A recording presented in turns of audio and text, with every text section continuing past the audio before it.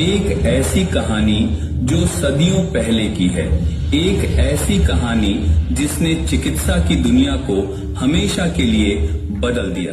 ये कहानी है एक वैज्ञानिक की, एक क्रांतिकारी की, डॉक्टर सैमुअल हैनीमैन की, जिन्होंने अंधेरे में एक नई रोशनी जलाई और उसे नाम दिया होम्योपैथी।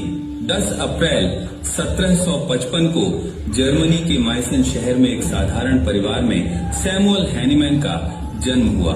उनके पिता एक चित्रकार थे, लेकिन हैनीमैन का मन कैनवास पर नहीं बल्कि इंसानी जिंदगी को बचाने में रमा था। बचपन से ही उनकी जिज्ञासा असीम थी। 12 भाषाएं बोलने वाले हैनीमैन ने 20 साल की उम्र में मेडिसिन की पढ़ाई शुरू की और 1779 में डॉक्टर बन गए। लेकिन उस समय की चिकित्सा पद्धतियां उनके दिल को चीरती थीं। उस दौर में मरीजों का इलाज एक यातना से कम नहीं था। खून निकालना, जहरीले पदार्थों का इस्तेमाल और कठोर दवाइयां, ये सब मरीजों को ठीक करने के बजाय मौत के मुंह में धकेलते थे। हैनीमैन का दिल रो पड़ा। उन्होंने देखा कि उनके अपने मरीज, जिनमें उनके बच्चे भी शामिल थे, इन इलाजों से तड़प रहे थे। 1790 में अपनी बेटी की बीमारी के दौरान हैनीमैन ने उस समय की चिकित्सा को पूरी तरह ठुकरा दिया। उन्होंने अपनी प्रैक्टिस छोड़ दी और अनुवाद का काम शुरू किया ताकि अपने परिवार को पाल सके।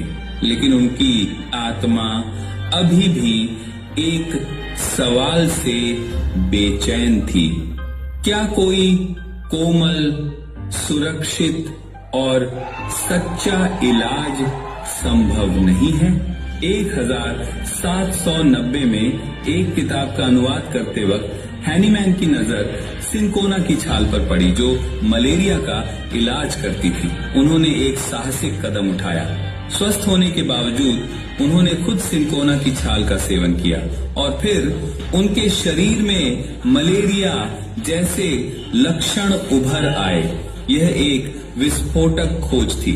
हैनीमैन ने समझ लिया, जो पदार्थ किसी स्वस्थ व्यक्ति में लक्षण पैदा करता है, वही उन लक्षणों को ठीक भी कर सकता है। हैनीमैन ने दिन रात मेहनत की। उन्होंने दवाइयों को बार बार पतला करके उनकी शक्ति बढ़ाने की तकनीक खोजी, जिसे पोटेंटाइजेशन कहते हैं। वे खुद पर और अपने परिवार पर प्रयोग करते थे। उनके 11 बच्चों में से कई उनके पहले मरीज बने। 1796 में 6 साल की कड़ी मेहनत के बाद उन्होंने अपनी नई चिकित्सा पद्धति को दुनिया के सामने लाया, होम्योपैथी।